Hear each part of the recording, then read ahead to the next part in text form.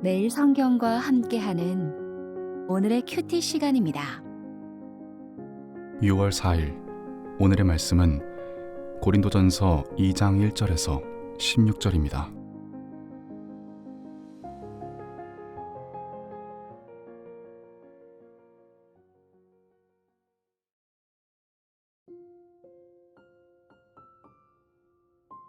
형제들아, 내가 너희에게 나아가 하나님의 증거를 전할 때에 말과 지혜의 아름다운 것으로 아니하였나니 내가 너희 중에서 예수 그리스도와 그가 십자가에 못 박히신 것 외에는 아무것도 알지 아니하기로 작정하였음이라. 내가 너희 가운데 거할 때에 약하고 두려워하고 심히 떨었노라.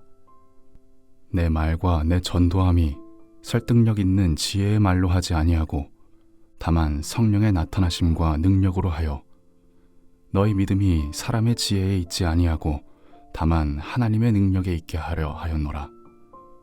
그러나 우리가 온전한 자들 중에서는 지혜를 말하노니 이는 이 세상의 지혜가 아니요 또 이 세상에서 없어질 통치자들의 지혜도 아니요 오직 은밀한 가운데 있는 하나님의 지혜를 말하는 것으로서 곧 감추어졌던 것인데 하나님이 우리의 영광을 위하여 만세 전에 미리 정하신 것이라.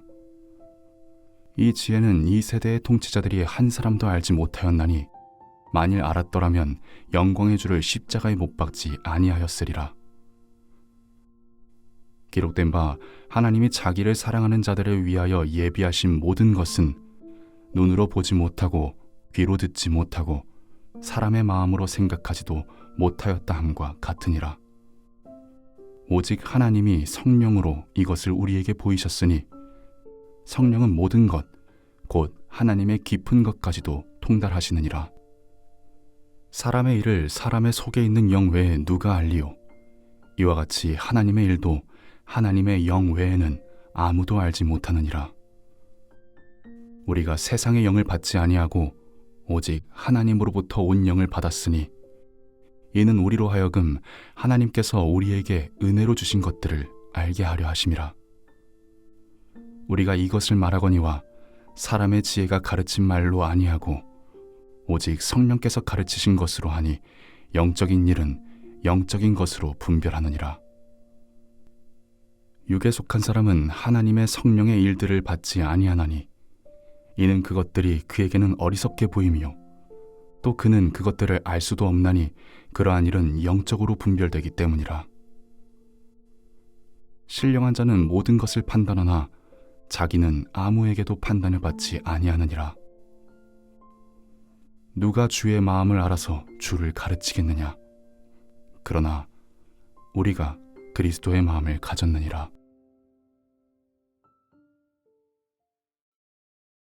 (2026년 6월 4일) 목요일입니다. 오늘 묵상할 본문은 고린도전서 2장 1절부터 16절 말씀입니다. 바울은 고린도 교회 사람들이 좋아했던 유창한 말의 지혜가 아니라 성령 하나님을 의지하면서 복음을 전했습니다. 그 복음 안에 하나님의 지혜가 드러나 있다는 것을 강조하면서 오늘 말씀을 이어갑니다. 바울은 1절에서 형제들아, 내가 너희에게 나아가 하나님의 증거를 전할 때에 말과 지혜의 아름다운 것으로 아니하였다고 합니다. 고린도에서 복음을 전할 때 바울은 약했고 두려웠고 떨렸습니다.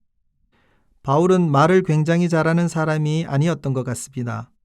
그런데 고린도 사람들은 당시 유행했던 그리스 헬라 철학자들의 유창한 수사학적 강연에 익숙해져 있는 사람들이었습니다. 그러니 바울이 고린도에서 십자가에서 죽으신 예수 그리스도를 전했을 때 바울의 언변으로는 고린도 사람들을 설득하기가 힘들었을 것입니다.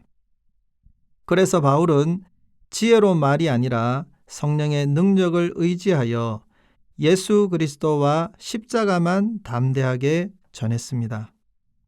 그렇게 전한 바울의 복음에 성령의 능력이 드러났고 고린도 사람들이 복음을 받아들여 교회가 세워졌습니다. 바울이 전한 십자가에서 드러난 하나님의 지혜는 이 세상의 지혜와는 성격이 완전히 다른 참 지혜입니다. 6절과 7절은 바울이 전하는 지혜의 성격을 제시합니다. 하나님의 지혜는 비밀로 감추어져 있었던 지혜입니다. 세상의 지혜로는 알 수 없고 하나님의 선포를 통해 알 수 있으며 오랫동안 감추어져 있다가 복음 전파로 드러났습니다. 세상의 지혜는 없어질 지혜이지만 하나님의 지혜는 만세 전부터 시작되어 지금까지 이어진 영속적인 지혜입니다. 하나님의 지혜는 성도의 영광을 위한 지혜입니다. 세상의 지혜는 자기를 높이지만 하나님의 지혜는 성도를 죄로부터 돌이켜 회복시키고 영광스럽게 합니다. 8절부터 13절에서는 하나님의 지혜를 얻는 방법을 설명합니다.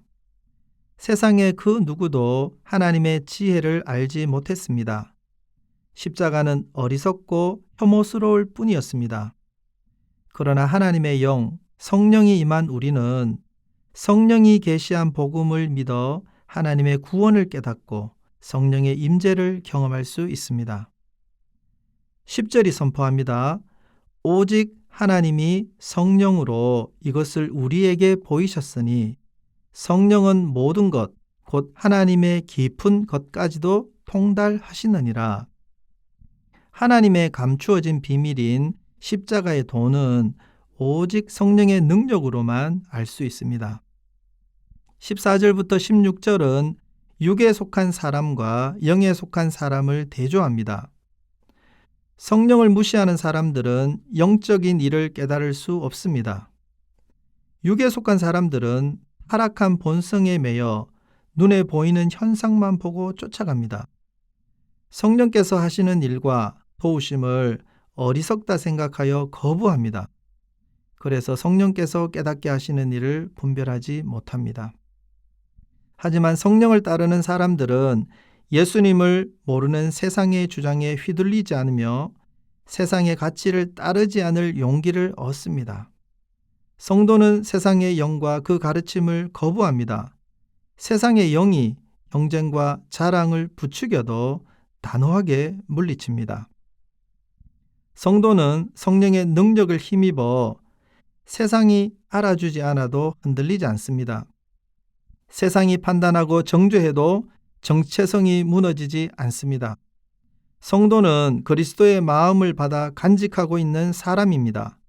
십자가의 비밀을 깨닫고 그 비밀을 찬양하며 존귀한 자로 살아갑니다.